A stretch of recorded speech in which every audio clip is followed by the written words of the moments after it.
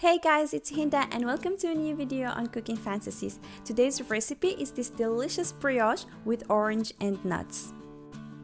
We're gonna make this delicious brioche or soft bread and we're gonna flavor it with orange, and then we're gonna be adding layers of nuts, butter, and orange peels that taste so good.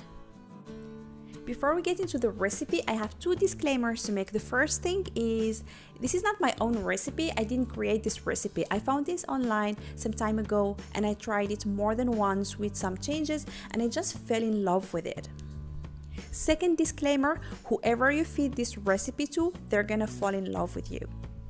One last thing before we start, like always, I'm gonna be leaving you down in the description box the full list with all the ingredients you're gonna need in both the grams and the cups measurements, as well as a link to the full recipe where you can also print it.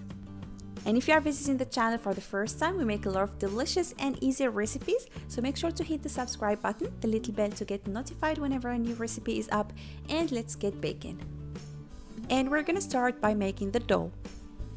From the orange, we're going to be using both the juice and the peels. So I'm going to be removing the peels for later on. We're going to need them later in the recipe. And I'm going to need the juice of one big orange or two small ones. Exactly, we're going to need 125 grams. In a big mixing bowl, I'm going to be adding the warm water with the yeast. And for this recipe, you can use either the fresh yeast like I did or active dry yeast. I'm going to be leaving down the amount you need for each. Using a wooden spoon, I try to dissolve the yeast into the water. Then we're gonna go ahead and add the sugar, the orange juice, and then the vanilla infused sugar or the vanilla extract, it's the same. And mix everything together to combine. And then what I'm going to do, since I already measured the amount of flour that I need for the recipe, I'm going to take about the third to the half. It doesn't have to be an exact amount, just about the half. You can eyeball it. I'm gonna add into my first mixture and combine everything together. After combining, leave it to rest for 5 minutes. When the 5 minutes are up, I'm going to be adding the rest of the ingredients to the mixture. So we're going to add the vegetable oil, the egg, salt, and the rest of the flour.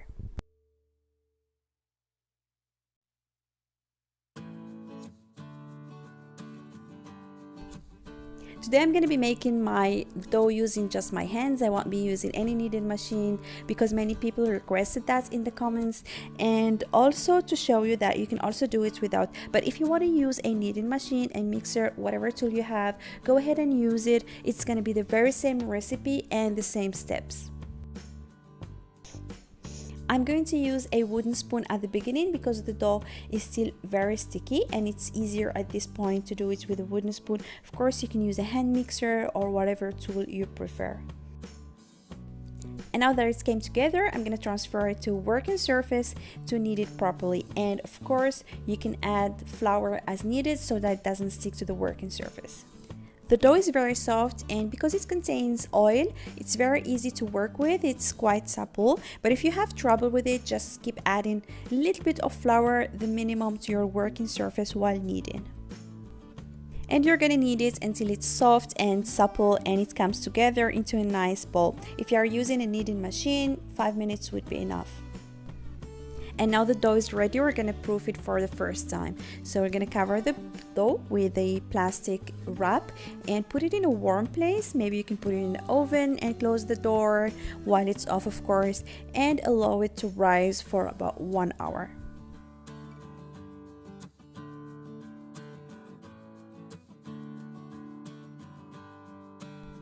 While the dough is proofing, it's time to make the filling. It's so flavorful. We're gonna process the nuts. We used almonds and hazelnuts with the orange peels. So as you see, I used only the orange part. Try not to use the white part, and of course try to go for an organic orange, not treated. And then I'm going to be adding the icing sugar and process everything together. This step of processing the nuts with the orange peels together is not only to get the texture we need, but it does enhance the flavor so much, and this is how you get the most of the orange flavor.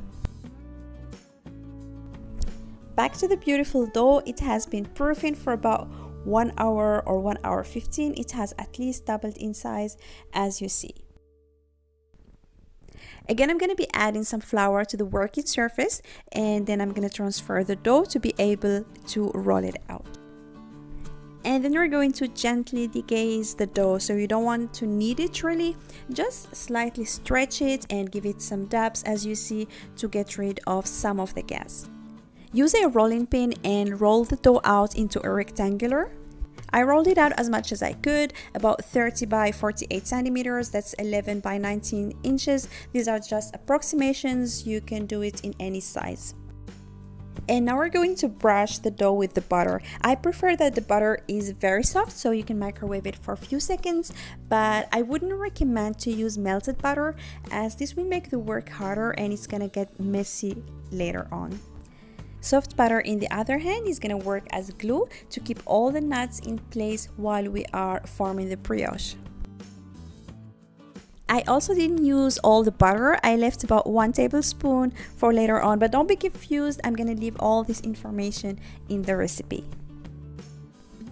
Time to add the mixture of nuts and orange peels that we have prepared previously. So simply spread it all over the dough.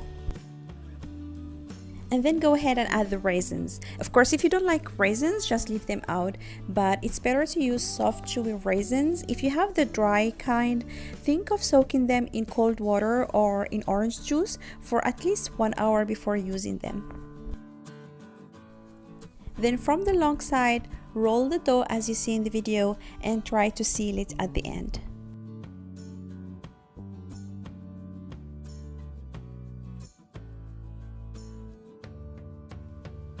Using a sharp knife, cut the dough roll lengthwise as you see in the video, and now you can see why it's better to use soft butter and not melted butter. Since you don't want the two parts to be totally separated, keep one end connected. And then gently and with a lot of patience, twist the two parts together. Take your time to do this, don't put too much pressure on the dough, and you don't have to twist it too tight, just enough to make the one part go over the other.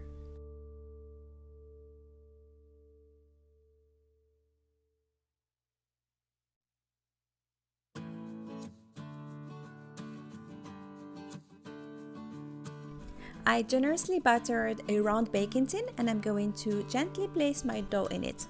I always bake it in this shape because that's how I discovered the recipe, but you can do it any way you prefer. You can even bake it directly on a parchment paper. Now I'm going to brush my brioche with the butter I saved earlier.